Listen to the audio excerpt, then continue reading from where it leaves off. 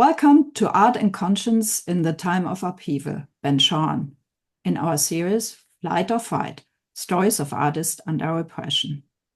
I'm Rachel Stern, Executive Director of the Fritz Ascher Society for Persecuted, Ostracized, and Banned Art based in New York. Today, I'm honored to introduce Oryzis Soltes. Do you really need me to introduce him? Oryzis Soltes teaches art history, theology, philosophy, and political history in Georgetown University's Center for Jewish Civilization. He's the author or editor of 31 books, including Jewish American Painters in the 20th Century and Welcoming the Stranger, Abrahamic Hospitality and its Contemporary Implications, with Rachel Stern. After the presentation, there will be time for Q&A, so please post your questions. Welcome, Ori. Thank you. It's a pleasure to be here. And I am going to share a screen right from the get-go so that you can see the face that I hope you are seeing. Are you? Yes. Yes. Okay. This is, of course, a portrait of Ben Shahn by Barry Moser. Shahn was born, he didn't look like this when he was born. It's his later, in 1898 in Kaunas, Lithuania. And his father was Joshua Hessel and his mother Gittel Lieberman Shahn, spelled without an H at that time. When he was 4 years old in 1902, his father was exiled to Siberia by the Tsarist regime, accused of engagement in revolutionary activities. It's not clear that he was, but it would have been appropriate if he was. And so the mother Gittel moved the small family to Vikumir, and then by 1906, so that would be when Ben Shahn himself would have been 8, she was able to bring the family by way of Britain to the United States, where eventually, not too long thereafter, they were reunited with the father, with Joshua, who had managed to escape from Siberia and by way of South Africa ended up in the United States, and they all came to Brooklyn. This is a time I want to remind you where immigration is concerned, during which the immigration process to the United States was at its peak, in particular from Southern and Eastern Europe, but also by the turn into the 20th century, the American State Department and our immigration authorities were starting to turn a slightly sour look in the direction of new immigrants coming from Eastern and Southern Europe. So quota systems already by the end of the 90s began to be instituted. And of course, as you probably know, by 1924, the Johnson-Reed Act all but shut the door on immigration. So they got here, however, and Ben had early training as a lithographer, and he actually very quickly fell very much in love with his country. So I'm showing you here an example of his lithographic work, although, truth be told, this, of course, dates from 1965.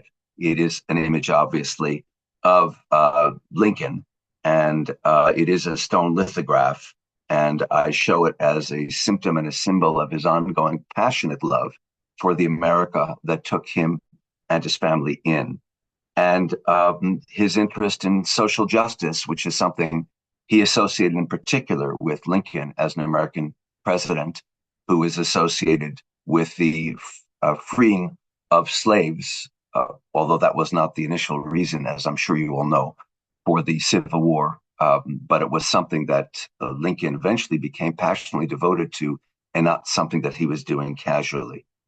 Ben Shahn, meanwhile, attended NYU in 1919 as a biology student. But clearly that was not the métier of his choice. And by 1921, he was going to CCNY, City College, as an art student. And not too long thereafter, also the National Academy of Design. By 1924, he had met and was marrying Tilly Goldstein. And they traveled together to Europe and North Africa. As he later put it, it was a standard pilgrimage, the Europe part, to all the art capitals and all of the artists whose work was on display. So he was bound to study European artists, and we have a relatively early work here of his. It's not lithographic, it's actually ink and watercolor. Um, and it's, of course, two figures. And it's very clear that something in his head was clicking, whether or not it was conscious. I doubt it was conscious, but he couldn't have not been aware of Picasso, particularly this work, Harlequin and his companion, dating from 1901. This is the beginning of Picasso's blue period, by the way, that next 3 years in which, if there's ever a time in Picasso's art where you could say there was a kind of social consciousness, it's the blue period. Of course, it's mainly about me, myself, and I. My blue is feeling sorry for myself because I'm not famous yet. But by implication, there are social comments being made in his work. So it's not just the positioning of these figures, but also there's something about the underlying implications of sadness, perhaps, that will be important for Shahn as he moves along. And on the other hand, of course, his struggle in returning from his European trip was how not to just be an extension of Europe as an artist, how to be an American artist.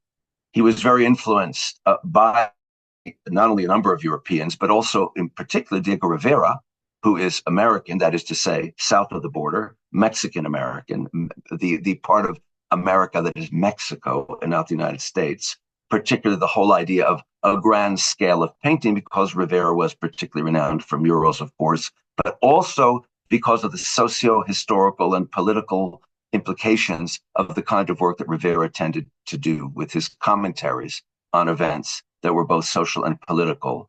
And so Shahn himself was kind of looking around in the early mid-20s for a subject. And he comments how, I was thinking, gosh, I wish I lived during the time of the crucifixion.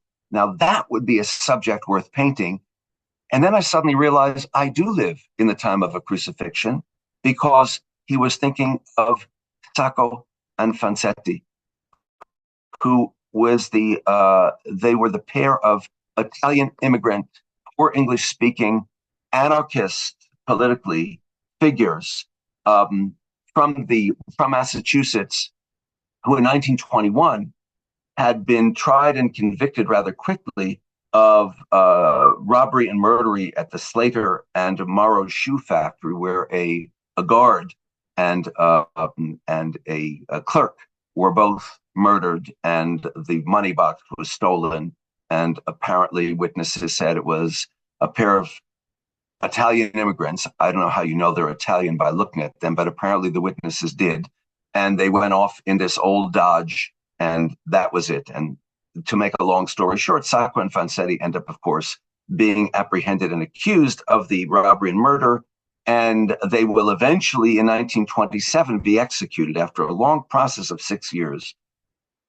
The trial had a number of suspicious elements in it. For starters, the judge, Webster Thayer, was very clearly and vocally anti-immigrant, and certainly politically anti-anarchist. And then when they were found guilty, there was a series of appeals based on recanted testimony, based on conflicting ballistic reports and evidence, based on prejudicial pre-trial comments by the jury foreman, not just by the judge, based on a confession by a guy by the name of Celestino Medina, an Italian-American, a former immigrant, who was the alleged perpetrator, who in any case said, well, I was involved in the robbery and these guys weren't even there. But Thayer denied the appeals. And this became quite a cause célèbre, not just in the United States, but all over the planet. And as you can see, it became very quickly an obsession for Ben Shahn. By 1927, they ended up executed. So in the late 20s, this became an obsession for him. He saw them as figures who had been crucified. This, as you can see, is the second graphic representation of them. And what he's got in the writing along the bottom is material from the letters that were written while Sacco was in prison. If not for this, where would I have gone, and things of that sort.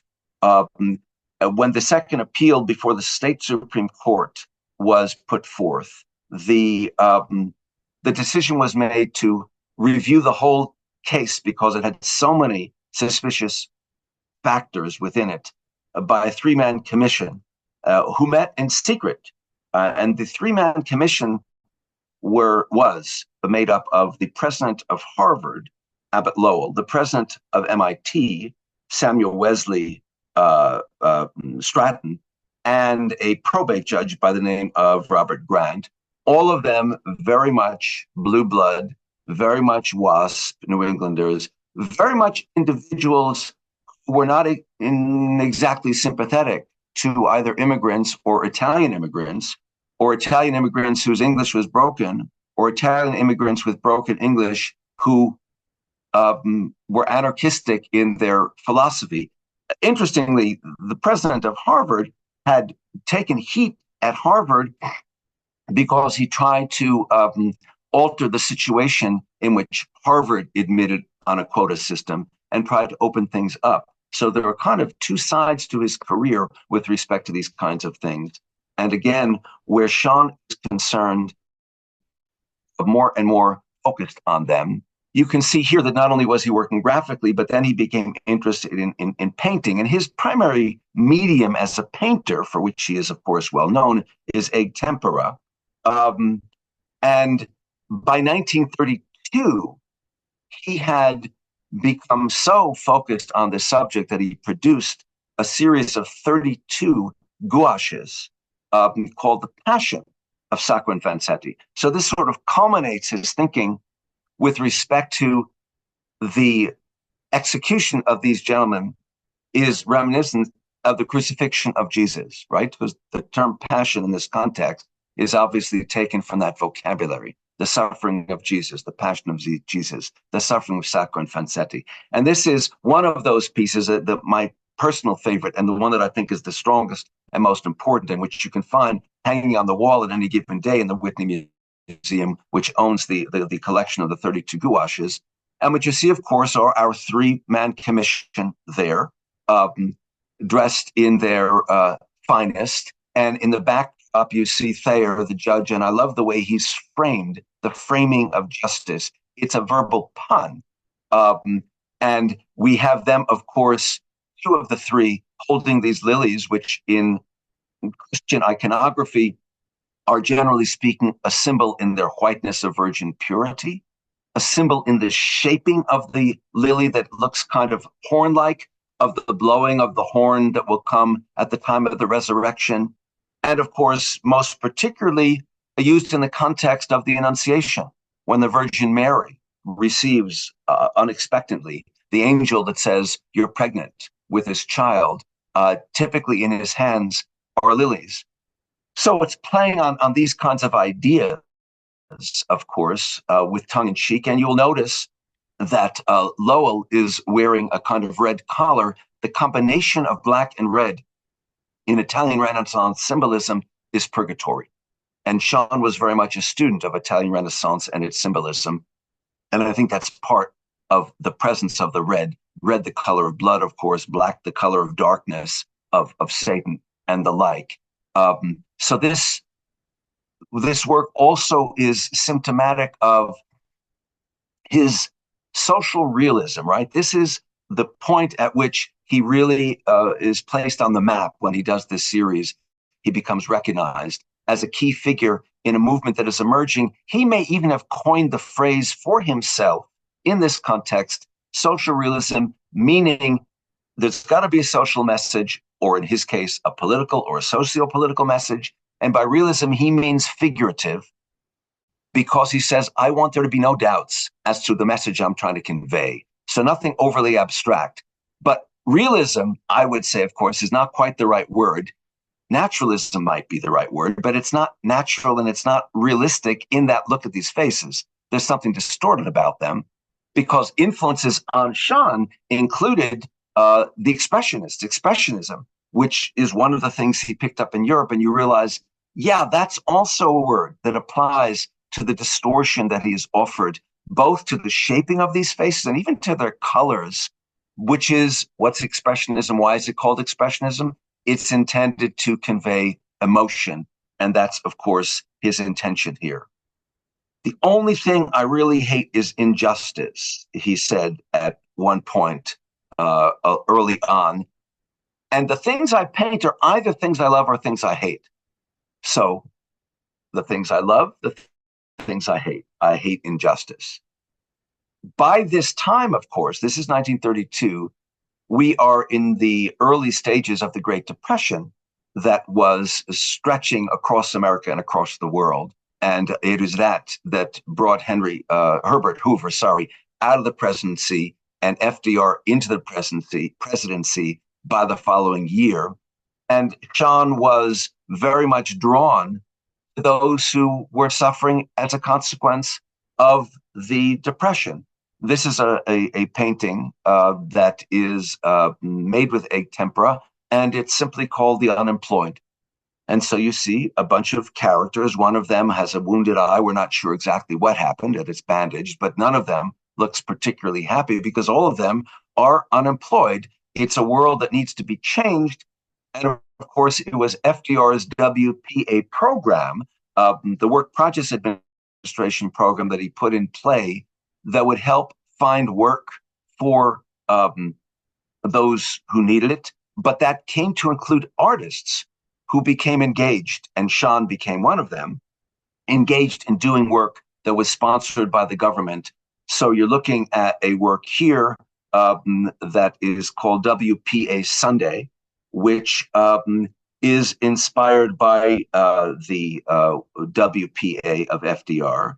And in 1933, that same year, Diego Rivera had become aware of Shahn's work, and Rivera had been invited by Rockefeller to do a series of murals at Rockefeller Center.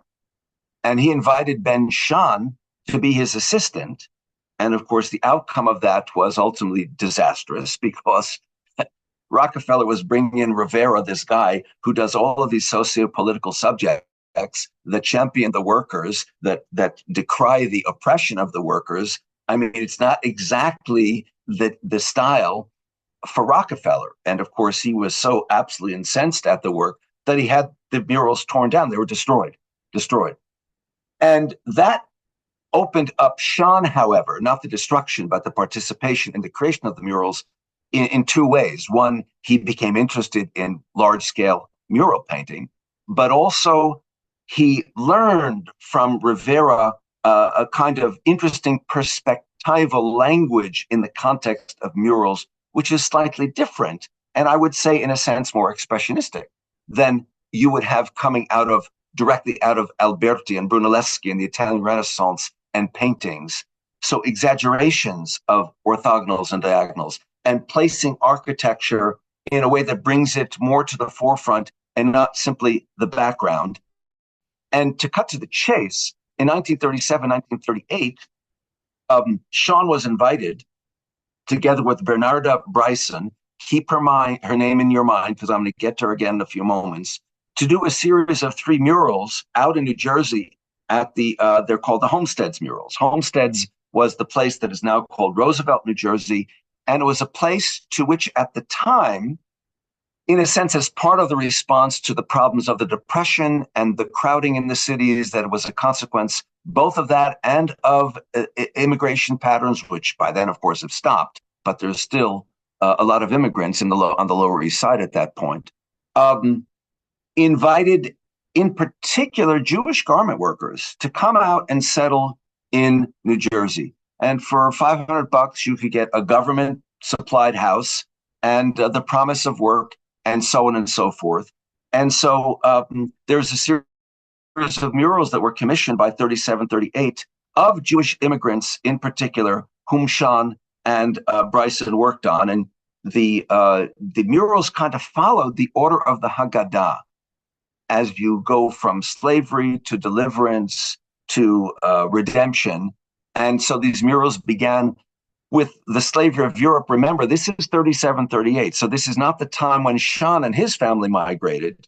It was the time when there were many Jews and others, but particularly Jews, desperate to emigrate from Europe because it was a Europe which by 1937, 38 was increasingly in thrall of Hitler and the Nazis. The war has officially not yet broken out. By this time, however, Germany has already expanded into the Sudetenland. By 38, Kristallnacht has taken place by the end of the year. By 38, the Anschluss that takes Germany into and overtakes Austria is already in place. And the situation for Jews has become increasingly dire from 33 to 35 in the Nuremberg laws to this point in time. So they were a particular population, particularly in need of coming to the United States. And so he has, in the early part, images of Nazi Germany, and then he has images at the same time of immigrants led not by some sleazebag crew, none other than his own mother. That's whose image this is. And of course, everyone recognizes Albert Einstein. These are the kinds of people who are coming to the United States, who are being spat out by Nazi Europe.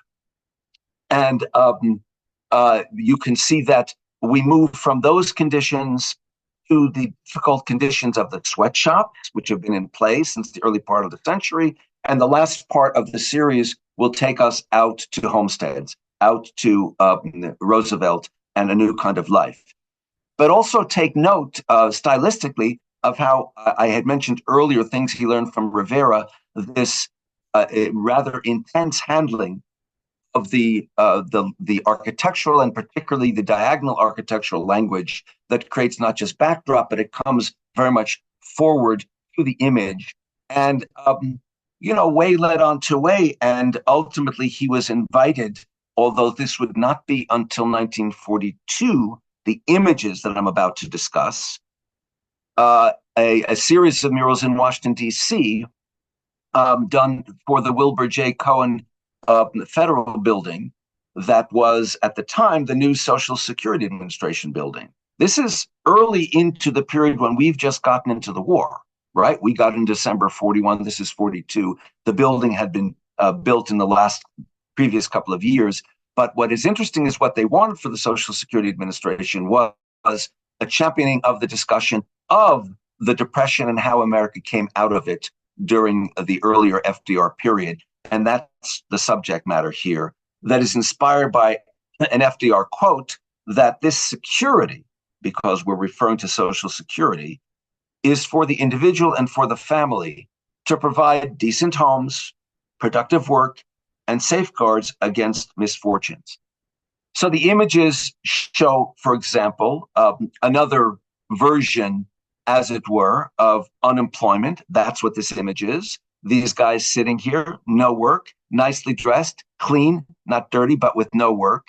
And then the elevation out of that condition that we see, for example, in this image, where now you see everybody working, they're building buildings, there's construction, there's water that is, it's water that is flowing for the creation of cement that's going to go around the buildings. And again, there's rather interesting handling of the relationship between the figures and their natural irregularities and the man-made regularities of the architectural element. And I'll show you one more image from this group, where you see a boy on crutches, because the idea is who is taking care of the impoverished, who is taking care of the ill. That's what this administration is all about. So this is what is being shown. And we see this young girl opening a door into the answer to that question, which is this almost phantasmagorical building project. It almost looks like, doesn't it, angels heading up and down the ladder that connects earth to heaven. It's interesting because it is so semi-abstract. This is our social realist, capital S, capital R painter, who has a strong element of allegorical abstraction that he often injects into these works. And this, to me, is certainly a perfect example of that, where you see all these diagonals we understand it's building, but it doesn't have any natural logical sense to it. It's much more semi-abstract. And one of the things I particularly love is the way we see all of these backs of these figures. Think back to Giotto. One of the ways in which Giotto innovates and brings medieval into Renaissance painting is his introduction of the depicting of figures whom we see from the back. There's an eloquence to those backs. Because when you see the front, you don't think of what's behind this kid, let's say, or this girl. But when you see back, we understand people have faces. So it implies what's on the other side. It psychologically pushes us into the three-dimensionality of the space that is being rendered on the three-dimensionality of the painted surface. And he's played with that kind of an idea here, as well as painting with, playing with other ideas. Meanwhile, I remind you that I mentioned that I would bring up Bernarda Bryson again. And so I'm bringing her up again. Because back in 1932, when he was working on his first murals, which was as Diego Rivera's assistant, the photojournalist, Bernarda Bryson, who was also a painter and a lithographer, had come to interview Diego Rivera, and that's where she met his assistant, Ben Shahn. And they were together again till he died in 1969. Now, most places you'll read she was his second wife, and it's presented as if they were married right around that time. They actually did not get married until 1968, the year before he died. They were together the whole time, but they didn't bother to get married the whole time. And it was she who worked on the Homestead murals with him, as I said a moment ago. But she was also a photojournalist, and she involved him with photography, a medium that he had played with earlier on, but kind of given up for graphics and for drawing and for painting, but saw a need and an opportunity to pick up again by about 1935, when also he reconnected with Walker Evans, someone whom he admired, someone who was an old friend, someone, in fact, who had been a roommate with him for a while, and who was organizing under the administration the photographic group of the resettlement administration. So Shahn joined, thanks to Walker Evans, that group. And then he spent all sorts of time in the American South documenting, as a photographer, the poverty of the Great Depression with Walker Evans, with Dorothea Lange and others. And so you see here one of those images. We're with a kid again. Or you see here other kids. These are particularly, the title of this photograph is Destitute Children in the Ozark Mountains of Arkansas. Some of the photographs are more generically titled. Some of them are very specific. This one is also fairly specific. It's Sharecropper in Little Rock, Arkansas. And here's another one from the same series. So he became rather prominent and very successful as a photographer in the 30s, although in terms of the arc of his career and the recognition of his work, it was only late in the game that his photography reemerged to recognition, and he started to have photographic exhibitions during the last decade or so of his life. But he had been doing it from early on, and then with intensity during the mid-30s period, the time of the Great Depression. Of course, war breaks out in 39. We join the war effort at the end of 41, and he shortly thereafter joins the Office of War Information, producing posters. But the funny thing is, the authorities deemed much of his work not sufficiently patriotic in the way they wanted American patriotism as an artistic instrument of galvanizing the American people for the war effort to appear. Or perhaps another way to put it, it wasn't simplistically enough patriotic, because God knows Shahn was patriotic, but perhaps not simplistically enough. So only two of his posters were published over the course of time. But the fact of the matter is, his focus was more on the horrors of war than it was on the glories of supporting the war effort. He supported it, but he was also too conscious of its horrors. And not only necessarily from an American perspective, because after all, World War II was a war in which Americans served, but which took place in Europe and Asia, so that civilians who were affected by it were not Americans. And he was conscious of that. So here, for example, you're seeing a painting of prisoners of war, and you recognize, obviously, the prisoners, the barbed wire that separates them from the guards, which we recognize by the swastika as Nazi, although we've got a guard on the inside as well. But here's the other thing. You can see from the sign here, Restaurant Balde, you realize it's French. These are French prisoners of war. This is in the context, perhaps, of Vichy, or in any case, of the aftermath of the German overrunning of much of France. And even if, on the other hand, he paints this wonderful 1945 image of liberation, also in France, it gives us two things simultaneously, doesn't it? It reminds us of the massive destruction of war, the pile of junk that's left here, the buildings that are falling apart. At the same time, it champions the resilience not only of humanity, but of children in particular, because we see them playing around this kind of maypole in the debris, in the detritus, in the aftermath of war. Under almost any conditions, kids can find a way to play. And this is certainly symptomatic of it. But, he goes back and forth in terms of the subject matter. This painting is simply called, and it's from just after the war, 46, it's called Italian Landscape. But we understand that this is a landscape that is during or post-war, because this major construction, this bridge has fallen. Presumably, it's been bombed, and that's what we've got here. And of course, the center of the image is of these three guys carrying a coffin. So it's about death. It's not just the destruction of human-made artifacts by human bombs, but the destruction of humans, presumably in the context of war. We don't know. We might suppose that the person in the coffin is someone who perished fighting. And there are a couple of interesting things with the way he's done this image that I think require our attention. Notice how important the number 3 is. So it's not just that we have 3 arches. We have 3 women, all in black, in the foreground, and 3 men in the background, all in black. The 3ness, which of course is such an important number for Western, which is to say Christian art, in its symbolic allusion to the triune God, the God of mercy. So anytime in particular, it seems to me, a Jewish artist puts an emphasis on 3ness, it seems to raise a question of the presence of and that triune God of mercy in contexts where the innocent suffer. And here we have, repeat, 3 women, 2 elderly women, one presumably younger. She's not dressed the way they are.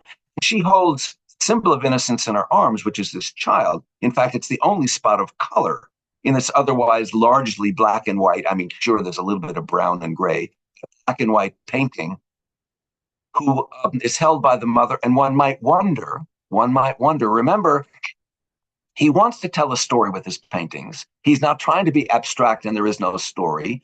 We might wonder whether she is the widow of the person in that box. And then this little baby is the child of the father whom that baby will never grow up knowing, as one of the consequences of war, in which young men, some of whom are young husbands and young fathers, perish. So this is very much the kind of direction he takes in his view of war and of that war in particular. There are no paintings of his that are more strange in this regard than the 1944 painting called The Red Stairway, where again, we see an emphasis on the destructive atmosphere, both of the closed, filled part of the painting to the left, even the piles of things in the open part of the painting to the right. Perhaps this is the horizon line of the sea, this is the sky, this is God-made, this is man-made. It all filled with this kind of destruction. We see someone carrying stones from the detritus in a basket, perhaps. It's called the Red Stair, and we have this complex, beautiful red stairway that goes up and it goes down. Another way, it goes nowhere. And the guy who is about to begin the journey up those stairs has not only crutches, but he's missing a leg. That's not going to be an easy journey for him to make. In 1944, might we infer that the loss of his leg is also related specifically to the events of this war? Or I don't know, is he old enough that he could be a veteran from World War I? If that's so, then even more so, war repeated by war again and again in the human experience of the 20th century, something that, of course, causes Shahn to despair a bit. And so this painting reflects it in a very interesting and strange sort of way. By the 1950s, he has become, he's at the peak of his renown, and he's getting commissions left and right. But he says, I only accepted commissions of personal or social value. And by the way, think about the 1950s, the early 1950s. This is the McCarthy era. This is the period when the Soviet allies of World War II and the hot war have become the Soviet enemies of post-World War II and the Cold War, and under McCarthy in particular, the absolute paranoia regarding communism and communist sympathies and socialism and socialist sympathies led, of course, to the destruction of thousands and thousands of lives in the United States on that kind of grounds. And it won't surprise you to hear that Shahn was, of course, high on the list of suspects because he was very open about his leftist sympathies. As far as we know, he was never a member of the Communist Party, but that surely would not have been enough to stop McCarthy. And that makes all the more interesting the datum that in 1954 at the Venice Biennale, it was Shahn together with Willem de Kooning, rather interesting contrast between abstract expressionism and social realism. They were the representatives of the US in our pavilion at the Venice Biennale of 1954. 2 years later, in 56, there was a retrospective of contemporary art from MoMA, the Museum of Modern Art in New York, that was brought to England to the Tate Gallery. And in that context, Shahn, who had 5 paintings in that array, was invited. He spent a couple of weeks and invited to speak. And he gave a talk on art, realism reconsidered. And rather interestingly,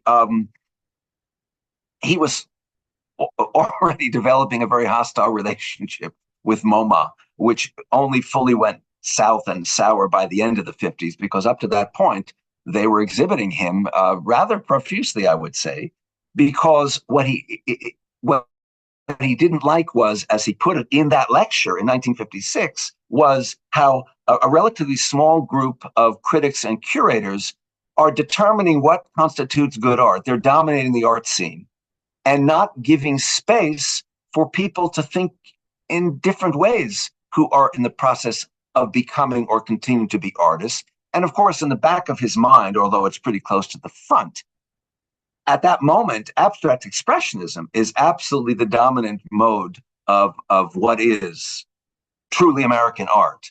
And Shahn would have quite a back and forth with Robert Motherwell about whose art is real and whose art is not real. So that's surely something of which he's conscious, but he also knew that he had a lot of art students in that audience. And so he placed a lot of emphasis on the idea that art schools need to teach experimentation and diversification. They don't need to teach just going always everybody in the same sort of direction. For him, of course, the direction of directions is social realism. Art, in order to be meaningful, has to say something, and it's got to say something that at different levels can be understood by the viewer.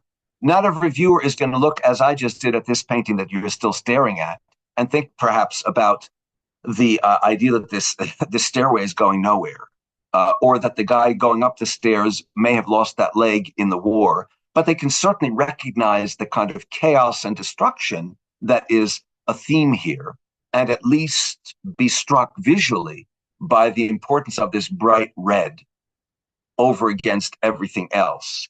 That's what he's looking for. Justice, justice, you shall pursue. He would say again and again, quoting from Deuteronomy 16:20. He talked about art as having an obligation to lift the level of perceptivity of the viewer. And so his identity rather, is itself, of course, a diverse one. Clearly, his Jewish identity is part of it. The idea of the pursuit of justice as a Jewish obligation that begins with the Torah and continues with the prophets, we see in works here where he's playing with Hebrew letters. It's almost Kabbalistic in juggling around. After all, these are letters. These aren't even clearly words, and yet this is a work of art. What is art? Art in this case is the shapes, the abstract forms that convey letters, letters that represent sounds, letters that put together create words, words that express ideas, and so on. And we see his Jewish identity amply enough in any number of direct sorts of ways, as in the letters, as in this image of a seven-branched candelabrum, the menorah image, the most predominant image over the course of the history of what we might call Jewish art, with its implications not only with respect to the destroyed temple and the messianic hope for its being rebuilt, because the seven-branched menorah is the most dominant object from the temple, but in its sevenness associated with the deliverance from servitude to freedom, the coming out of Egypt to go to the promised land, the arrival at Sinai, where among the commandments is that to keep the seventh day sacred, reiterated both in Exodus 20 and in Deuteronomy 5, and the notion that even as the seventh day, as the Sabbath has kept Israel, even as Israel has kept the Sabbath has kept Israel, the obligations and responsibilities and the promises of the process of coming from servitude to freedom, if we have come from slavery to freedom, and we saw that idea conveyed in an indirect allegorical way in those first murals on which he worked in New Jersey, then that obligates us to lift others up as we have been lifted up. And so we see very clearly in this painting, this gouache identity, how that part of his identity is important to him. So we see these 10 hands, like the 10 commandments, reaching up in a semi-abstract way towards the heavens, emerging from the heavens. These are not just Hebrew letters, these are quotations from Hillel the Elder from 2,000 years ago, a rabbinic figure, a generation or so before the time of Jesus, who most famously said, if I'm not for myself, who will be for me? If I'm only for myself, what am I? If not now, when? It is the signifier that you, yes, have to take care of yourself, but you also have to take care of others. And there's no time like the present to be engaged in works that accomplish that. And that is Shahn's self-identifying identity as a Jew and, of course, as an American. And for him, that meant both championing America and also criticizing America for its failures to live up to the responsibilities that were laid out for us when we achieved our freedom under the founding fathers and mothers, who laid out this thing called the Declaration of Independence, who laid out this thing called the Constitution. And you and I live in an era today where we understand that those very things are as much at risk as he saw them at risk with the events of the Depression, the war, and the continuing presence of groups like the one represented here. This painting from 1945, so it's late in the war, is called the Burial Society.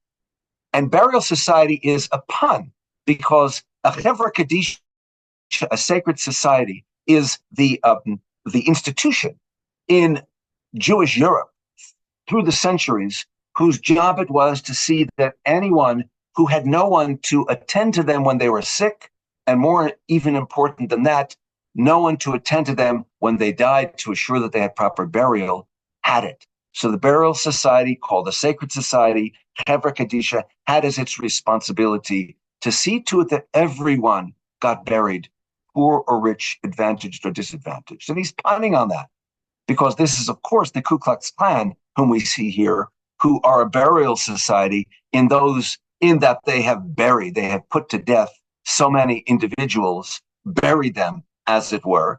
And of course, we also recognize his skill as a photographer kind of playing here with this kind of close-up of the faces. And it's rather unusual that we actually even see a face.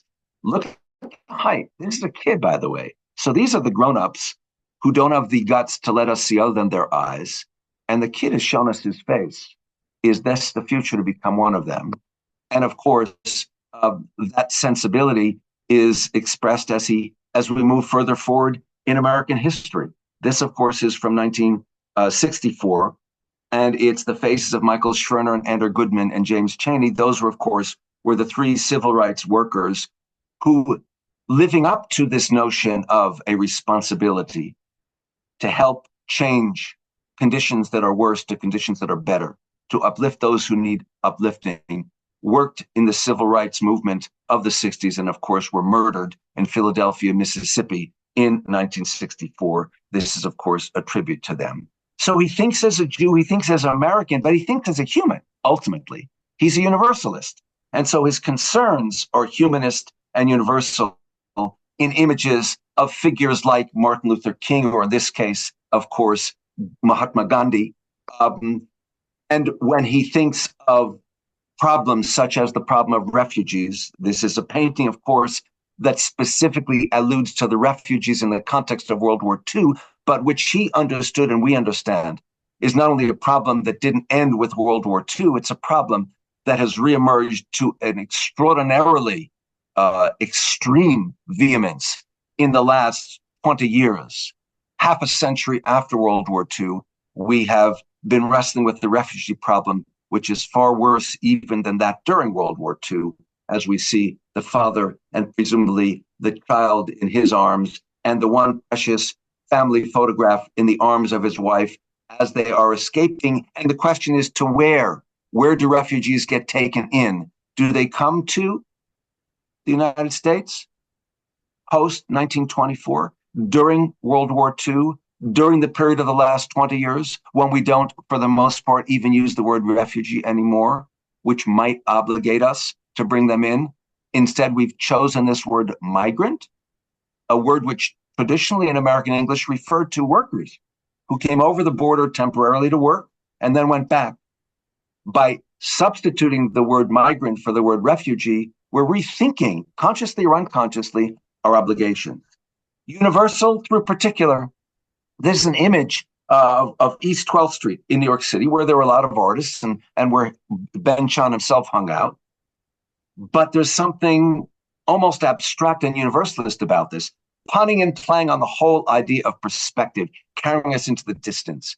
But these buildings with their blank eyes left and right, and these figures who seem to be hurtling into a distance where, look, what is there at that vanishing point? Nothing.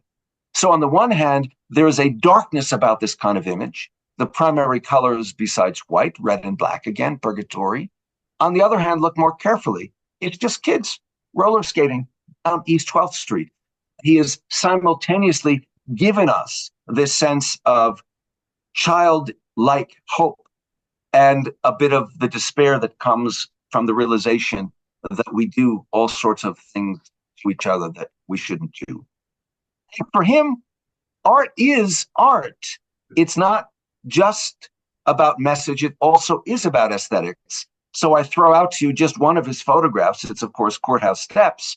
And you can see whatever the message is, what the eye takes in right from the get-go, it seems to me, is this wonderful dialogue, again, between the smallness of the human figures and the hugeness of the structures and the irregularities of the shapes of the human figures and the extraordinary regularities of the diagonalized horizontals of the steps and the verticalized flutes of the columns as a context, both of which reflect human being, the buildings that we build and the humans that we are.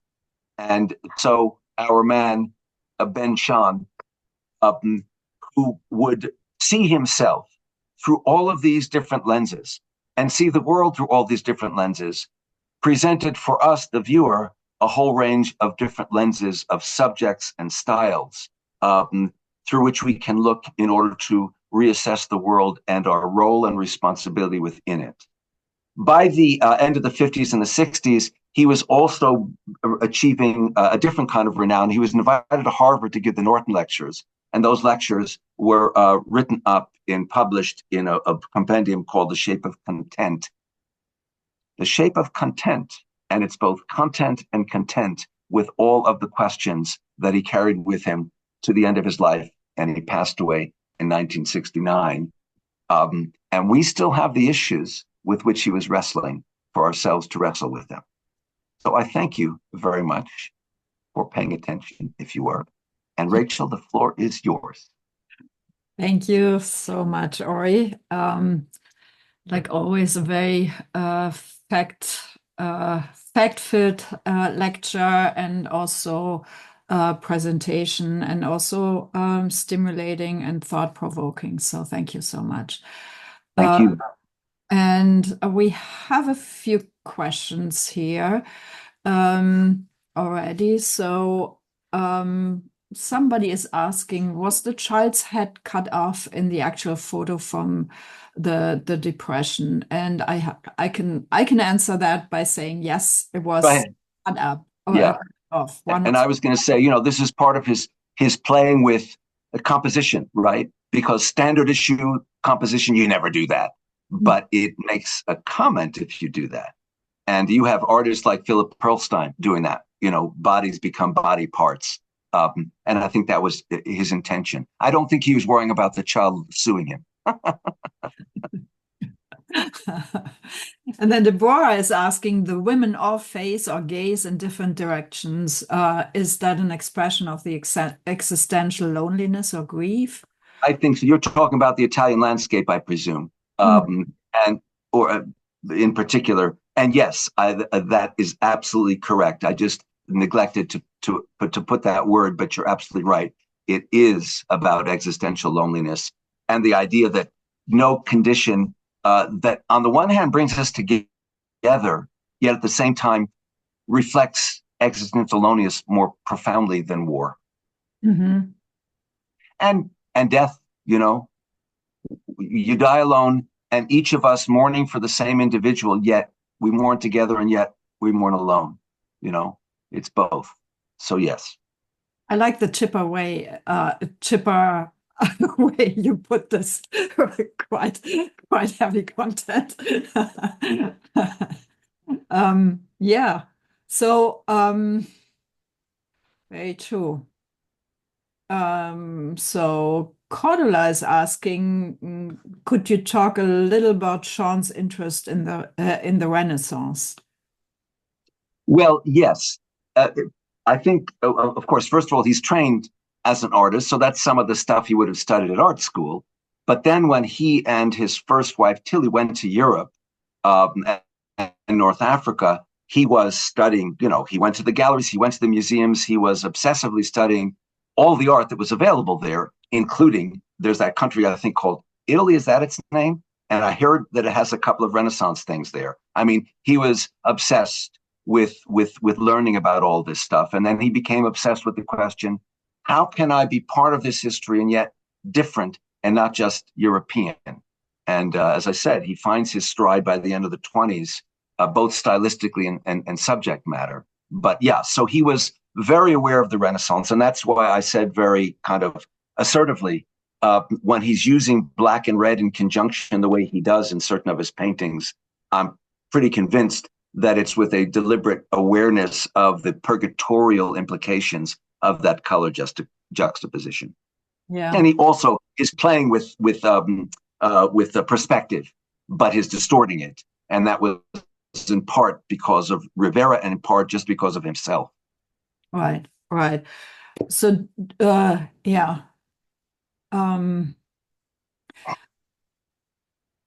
So do you think he successfully merged those two, like his heritage with his new home? Yeah, I do. I do.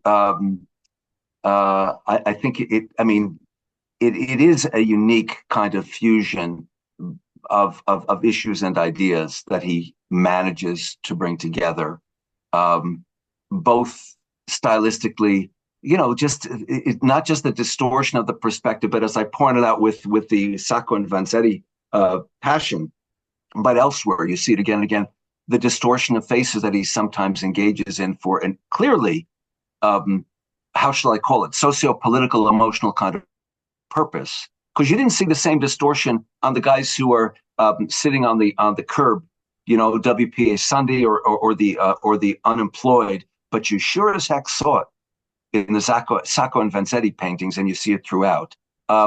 So I think he was very astute about how he used these aspects of art history to make the points that he wanted to make. Mm-hmm. Right. And I also think I mean, obviously you have overtly Jewish stuff, like the menorah or the Hebrew letters, or he did a beautiful Passover Haggadah.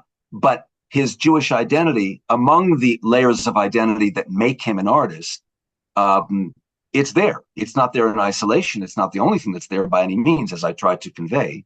But he was particularly successful at integrating the different aspects of his identity in the work that he produced. Right. And extremely relevant in his comments on the situation Yes. in his new home Yeah. Right. country.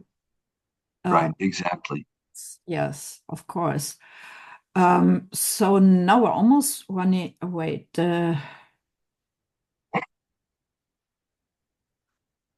Deborah is asking, Deborah is asking, in the painting with children walking with the white monolithic buildings on each side, was this a nod to the post-World War II brutalist style of architecture?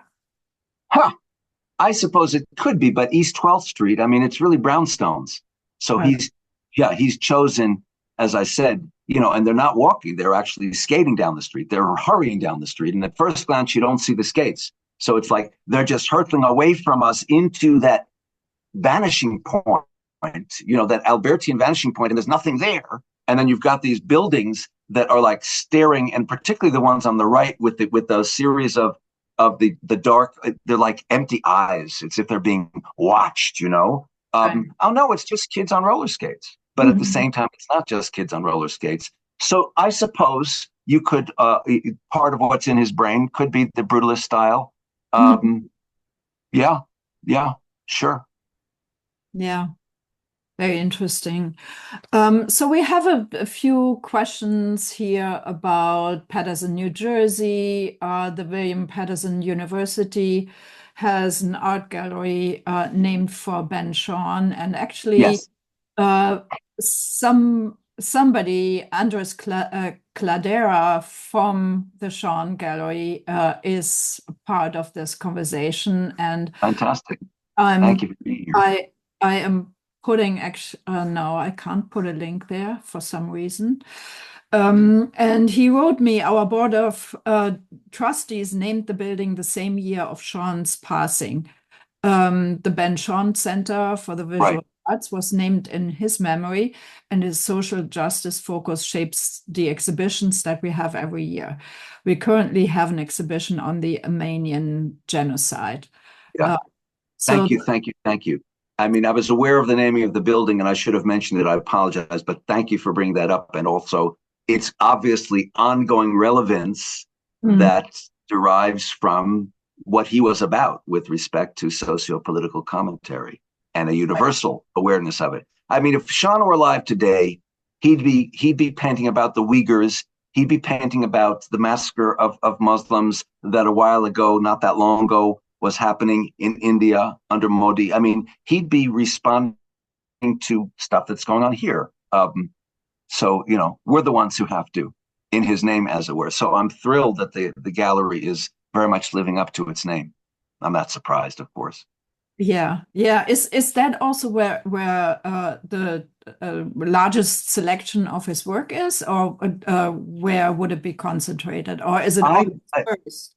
I think the commentator would know better than I. I think there was a large collection there, but the Whitney has a lot of stuff, Hmm. and the American Art Museum in D.C. has a lot of stuff. I don't know where the largest collection is, honestly. Right. And for the question, this is a painting that you can't quite see. It's actually a drawing by Frank Miles, who is an artist who lives not far from me in Baltimore, and that is his long deceased former wife Mary, and I knew both of them when back in 1972. I think I spent part of a summer studying in Greece, and he gave that to me. So that's what that is. Someone asked. There we go. Okay. Thank you so much, Ori. This was very enlightening, and I think um, as you said, we have to look at back at his art to, find his passion for social justice and find our own voices in today's world to carry on the work that he did in a way. So, and I'm really thank you for enlightening me also, and I think many of the listeners to how relevant Shahn's work is today. Thank you. Thank you. Thank you so very much. See you all. Bye. All the best to everyone. Bye.